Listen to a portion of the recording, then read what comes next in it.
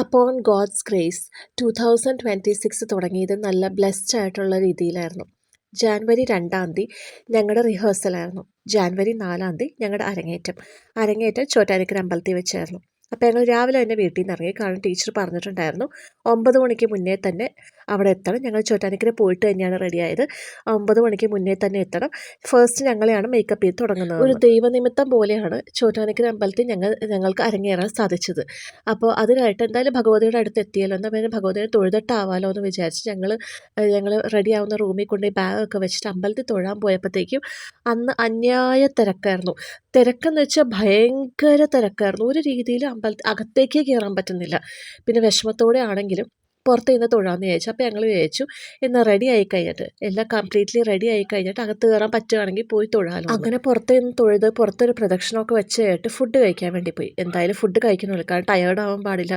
Food കഴിക്കാൻ അതിന് രസമായിരുന്നു. 4-5 ഹോട്ടലിൽ കയറിയിട്ടാണ് ഞങ്ങൾക്കൊന്ന് ഫുഡ് കഴിക്കാൻ സ്ഥലം കിട്ടിയത്. എല്ലായിടത്തും തിരക്കായിരുന്നു. വേഗം തന്നെ ഒരു ഹോട്ടലിൽ കയറി ഫുഡും കഴിച്ച് തിരിച്ച് ഞങ്ങൾ വന്നപ്പോഴേക്കും മേക്കപ്പിനുള്ള എല്ലാവരും എത്തിയിട്ടുണ്ടായിരുന്നു. ഞങ്ങൾക്ക് മേക്കപ്പ് ചെയ്യാൻ വന്നത് ഷിജുമാഷാണ്.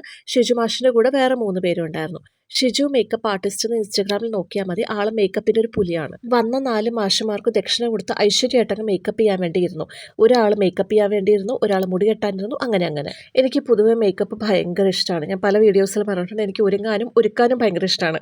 പക്ഷേ ഈ മേക്കപ്പൊക്കെ തുടങ്ങിയപ്പോഴേക്ക് ദൈവമേ ഇത് കുറച്ച് കൂടി പോകുന്നില്ലേ എന്നൊരു ഡൗട്ട്. പക്ഷേ ഡാൻസിൻ്റെ പേടിയും ടെൻഷനും എക്സൈറ്റ്മെൻറ്റൊക്കെ അതിലുപരിയായിരുന്നു. ഓരോ സ്റ്റെപ്പ് ഓഫ് മേക്കപ്പ് ഇങ്ങനെ ചെയ്ത് വന്നുകൊണ്ടിരുന്നപ്പോഴേക്കും ഇത് ഔട്ട്കം എങ്ങനെയായിരിക്കും, എന്നെ കാണാൻ എങ്ങനെ ഉണ്ടാവും എന്നൊക്കെ ഉള്ളൊരു ടെൻഷനും എക്സൈറ്റ്മെൻറ്റും ഒക്കെ ആയിരുന്നു. മേക്കപ്പ് ആൻഡ് കോസ്റ്റ്യൂം കംപ്ലീറ്റ്ലി കഴിഞ്ഞ് കഴിയുമ്പോഴത്തേക്കും എനിക്ക് ഇഷ്ടമായിട്ട്. പക്ഷേ എന്നാലും ഈ ഇക്കരെ നിൽക്കുമ്പോൾ അക്കരെ പച്ച എന്ന് പറയില്ല, അതുപോലെ എനിക്ക് എന്നെക്കാളും എൻ്റെ കൂടെ കളിക്കുന്ന ബാക്കിയുള്ളവരുടെ മേക്കപ്പാണ് എനിക്ക് കുറച്ചുകൂടി ഇഷ്ടപ്പെട്ടത്. എനിക്കെന്തോ എന്നെ കണ്ടിട്ട് തൃപ്തി വരാത്ത പോലെ. പക്ഷേ ആ മേക്കപ്പിൻ്റെ റിയൽ ആയിട്ടുള്ള ഭംഗി എനിക്ക് മനസ്സിലായത് ആ ഫോട്ടോസ് വന്നപ്പോഴാണ്. എൻ്റെ ദൈവമേ, ഐ മേക്കപ്പ് കാണാനായിട്ട് എന്തൊരു രസമായിരുന്നു, എന്ത് ഭംഗിയായിരുന്നു. സത്യം പറഞ്ഞാണ്ടല്ലോ, ഞാനിപ്പോഴും എൻ്റെ അരങ്ങേറ്റം കഴിഞ്ഞു എന്നുള്ളത് എനിക്ക് വിശ്വസിക്കാൻ പറ്റുന്നില്ല. കഴിഞ്ഞ ദിവസം കൂടി ഞാൻ എൻ്റെ അരങ്ങേറ്റത്തിൻ്റെ ഫോട്ടോസ് കണ്ടതിന് നന്ദുവിനോട് പറയായിരുന്നു, എനിക്കിപ്പോഴും വിശ്വസിക്കാൻ പറ്റുന്നില്ല ഞാൻ ആക്ച്വലി അരങ്ങേറി എന്നുള്ളത്. ഈ കോസ്റ്റ്യൂമൊക്കെ ഇട്ട് ഇത്ര ഭംഗിയായിട്ട് എനിക്ക് ചെയ്യാൻ പറ്റിയല്ലോ എന്ന്.